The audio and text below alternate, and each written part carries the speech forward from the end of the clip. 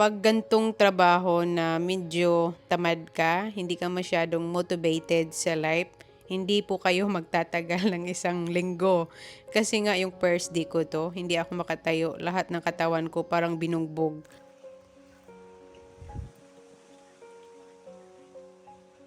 Good morning guys! Mamimitas na naman tayo.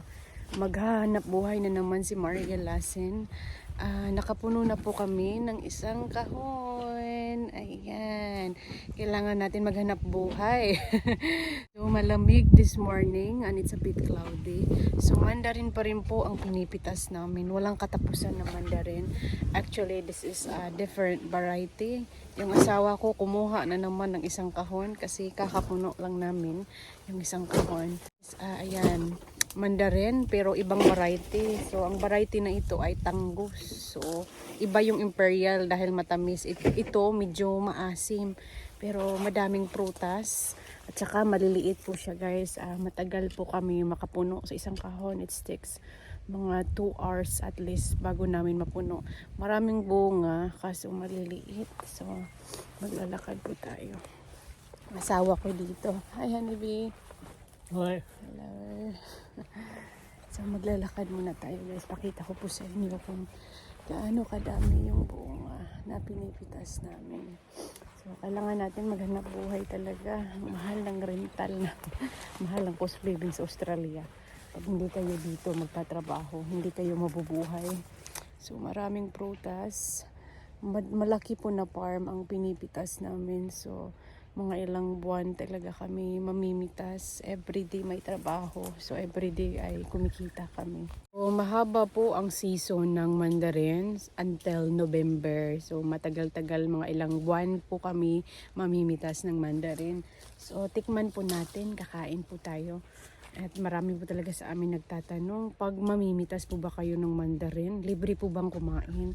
Of course, pag mamimitas kami ng prutas, libreng-libreng kumain. Yung may-ari ng farm, hindi naman nagagalit kung kumakain kami ng prutas or sometimes nagdadala kami ng prutas. So, hindi na kami bumibili ng prutas sa supermarket. As long as hindi gaano kadami ang dinadala namin na malulugi na sila.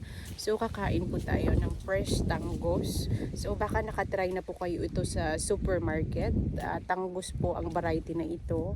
So, hindi siya masyadong matamis. Para sa akin, para siyang limonsito. Pero, mas masarap to kasi yung limonsito, very sour. Ito, matamis na a little bit sour.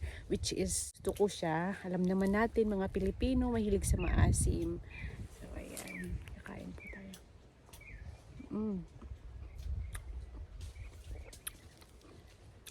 Kaunti lang yung asim.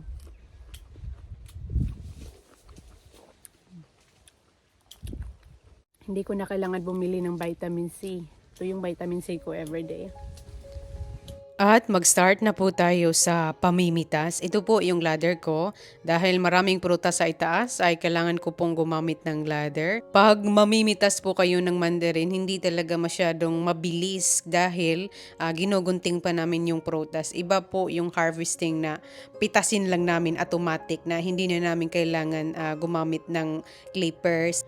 Usually talaga inuuna ko yung prutas na nasa itaas kasi para sa akin yun po ang mas mahirap pitasin pag nasa itaas, kailangan mo pang gumamit ng ladder. Ang daming pong prutas, hindi mo alam kung saan ang uunahin mo. Basta ang kailangan mo lang talaga gagawin, pipitasin lahat ng prutas dito sa punuan. Makikita nyo yung puno, medyo wild na, ang hirap makapasok sa puno. Maganda pag may puno na hindi masyadong wild pero hindi talaga namin makontrol kung anong nandyan lang ay pipitasin namin.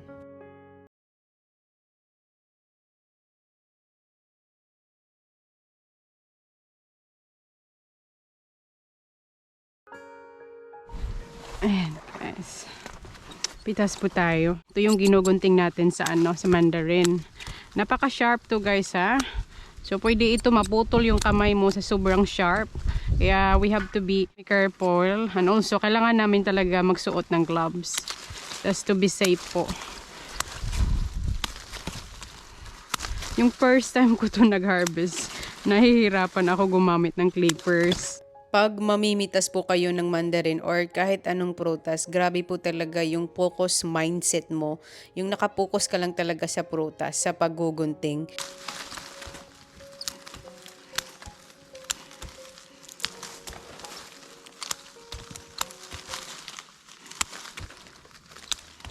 Grabe, ang daming exercise po talaga pag mamimitas kayo.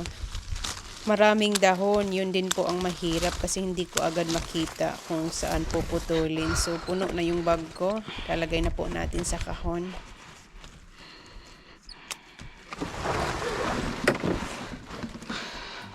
Early in the morning kami nagsimula sa trabaho. So hanggang gabi kami talaga makauwi na dahil malayo po yung farm. Ganto ko pinipitas lahat ng puno. So inuuna palagi ang sa itaas, tapos slowly po ako pababa. So sometimes talaga sumasakit yung paa ko sa kakastand sa ladder. So ngayon ay nasa ibaba na tayo dahil papuno na yung bag ko. Kailangan ko siyang punuin na nasa ibaba na dahil delikado po pag puno yung prutas tapos bababa ako ng ladder. Baka mahulog ako dahil sa sobrang bigat po ng bag ko. And lumuluhod po talaga ako, guys. Ganito po talaga kahirap ang harvesting. Dati akala ko ang bilis lang or ang dali lang pitasin yung mga prutas na nasa ibaba. Pero ang hirap po nila, guys, pitasin kasi all day ko ito ginagawa. Sumasakit po yung tuhod mo. Although meron naman po akong knee pads, pero sometimes po talaga ang sakit na pag all day, more than 8 to 9 hours po kasi ako nagtatrabaho. Sa totoo po, at the end of the day, yung mga paa ko at legs ko sa kakaluhod, ang dami pong pasa. Mataas po ang row hanggang dulo pa po yan. Kaya marami po talagang pipitasin na prutas everyday. Mataas ang season ng harvesting namin sa mandarin until around mga November. So halos everyday po talaga kami namimitas. Kaya wag po kayong magsawa na maraming mandarin sa vlog ko. Sa totoo, pag nasa trabaho po ako, yung brain ko very healthy. Yung napapalibutan ka pa lang ng prutas, very peaceful dito. Mga ibon lang ang naririnig mo. So, wala pong social media. Nagbibideo lang si Mariel. Hanggang doon lang talaga ako. So, pag nasa trabaho ako, wala akong mga social media, Facebook, YouTube, dahil wala naman ditong internet. Kaya ang ginagawa ko, binibidyohan ko na lang while I'm harvesting. So, para makita naman ng mga supporters ko na ganito talaga ang live harvesting. Walang edit-edit na yan, guys, ha. Sometimes, pag mamimitas talaga kayo ng mandarin, marami po talagang spider. Sometimes, pag gunting ko yan, meron palang spider. Baka magunting ko yung kamay niya. So, nakakatakot po. Matakotin po talaga ako sa spider. Sa totoo, maraming spider. Kaya, pag may makita akong spider, sabihin ko kang David, sa'yo na lang yung puno. Ayaw ko dyan mamitas.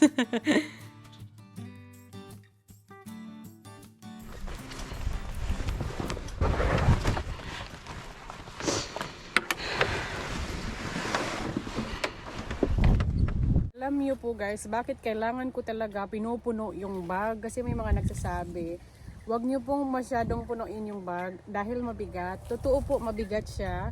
Pero po, pag hindi ko siya pinupuno, ibig sabihin po yon more walking po para sa akin. Kasi pabalik-balik po ako yung sa kahon for how many times. So, pag pinupuno ko yung bag, ay hindi ako masyado nagwo-walk sa kahon or pabalik-balik ako tapos maliit lang yung prutas na nilalagay ko.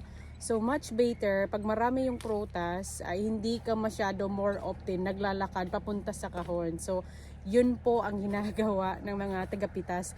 Syempre po mabigat dahil sa isang bag na ito, yan, pag mapuno yan siya, mga 20 to 30 kilos pataas sa timbang. Pero pag masanay na po kayo ay kusa po yung katawan mo ay mag-a-adjust.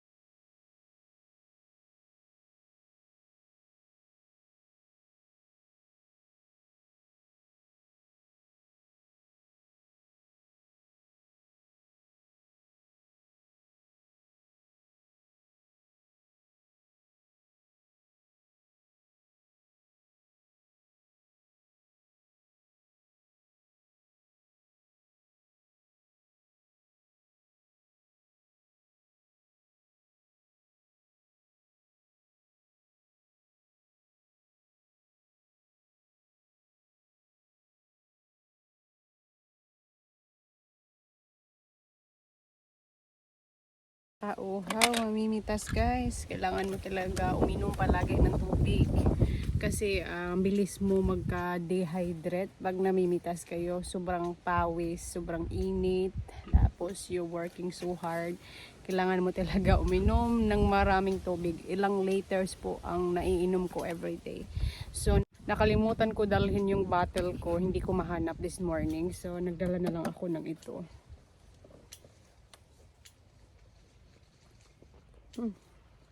Meron pala akong baso dito. At least nagdala ako ng baso.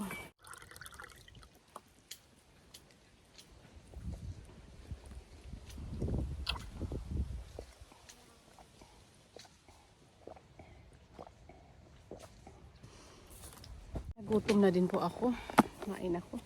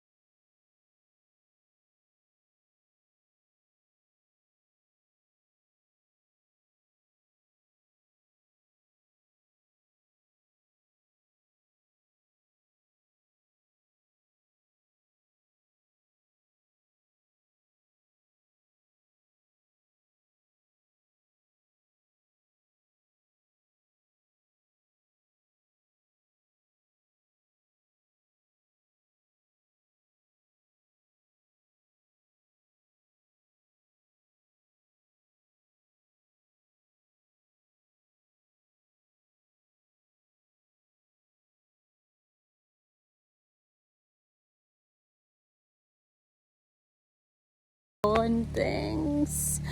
Makauwi na. Kating-kating na ako sa katawan ko. Gusto ko nang maligo. And that's all everyone. Makita nyo po talaga umuulan na. Perfect po, lumakas yung ulan at tapos na kami namitas. Salamat po sa panonood. Don't forget to subscribe our channel and share this